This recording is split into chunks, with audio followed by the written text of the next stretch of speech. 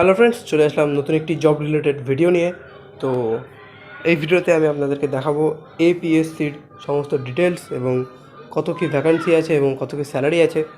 তো আর বেশি কথা না বাড়িয়ে চলুন ভিডিও স্টার্ট করা যাক। তো আপনারা এখন দেখতেই পাচ্ছেন যে এই যে জবটা আছে এটা আছে এপিএসসি এনফোর্সমেন্ট ইন্সপেক্টর রিক্রুটমেন্ট 2024 এবং exam organized body Assam public service commission APSC. তো এখানে যে জব ক্যাটাগরি আছে আসাম গভর্নমেন্ট জব আছে এটা। তো এবার এখানে পোস্ট নোটিফাইড এখানে বলেনি এবং এমপ্লয়ি টাইপ এটা হচ্ছে পার্মানেন্ট।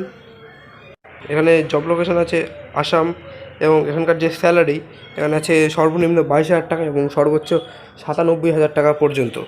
আর এখানে আপনার ভ্যাকান্সি দেখতে পাচ্ছেন 27 ভ্যাকান্সি আছে। আপনারা এখন দেখতে পাচ্ছেন যে এডুকেশন কোয়ালিফিকেশান, তো এখানে আছে আর্টস, সায়েন্স আর কমার্স। তাছাড়াও এখানে আছে SSLC-তে 3 বছর ডিপ্লোমা ইন অটোমোবাইল। এখানে এজ লিমিট বলা হয়েছে যেটা 21 থেকে 38 পর্যন্ত। এখানে আছে সিলেকশন প্রসেস আছে, এটা পরে বলা হবে, টু বি নোটিফাইড লেটার। আর এখানে অ্যাপ্লিকেশন ফিস আছে জেনারেল যারা 297 টাকা 20 পয়সা এবং SC ST OBC অন্যান্যদের ক্ষেত্রে হলো 197 টাকা 20 পয়সা এবং যারা বিপিএল তাদের জন্য এখানে হলো 47 টাকা 20 পয়সা।